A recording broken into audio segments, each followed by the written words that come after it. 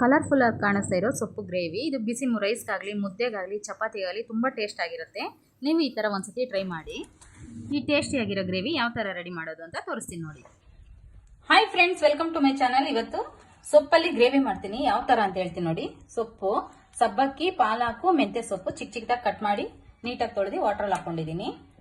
Salt, oil, ಹುಣಸೆಹಣ್ಣು ಸ್ವಲ್ಪ ನೀರಲ್ಲಿ ಹಾಕೊಂಡಿದ್ದೀನಿ.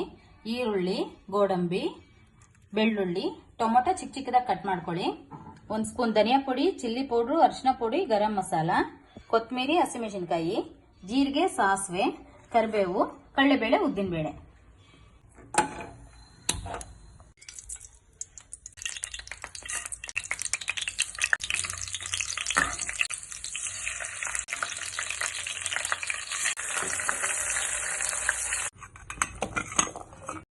ಗ್ರೈಂಡ್ ಮಾಡ್ಕೋಬೇಕು.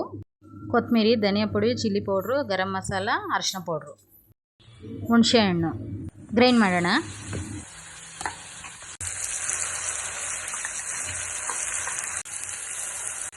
ಸಾಲ್ಟ್ ಆ್ಯಡ್ ಮಾಡಿ.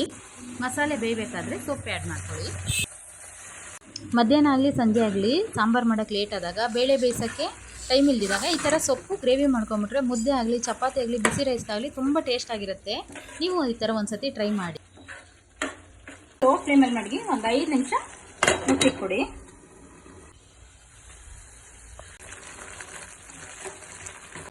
ಟೇಸ್ಟಿಯಾಗಿರೋ ಮಧ್ಯಾಹ್ನ ಅಡುಗೆ ರೆಡಿ.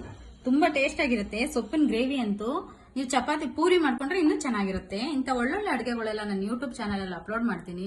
ಪ್ಲೀಸ್ ಸಪೋರ್ಟ್ ಮಾಡಿ, ಸಬ್ಸ್ಕ್ರೈಬ್ ಮಾಡ್ಕೊಳ್ಳಿ. ಪ್ರೇಮಲತಾ ಯೂಟ್ಯೂಬ್ ಚಾನಲ್ ಲೈಕ್ ಮಾಡಿ, ಶೇರ್ ಮಾಡಿ.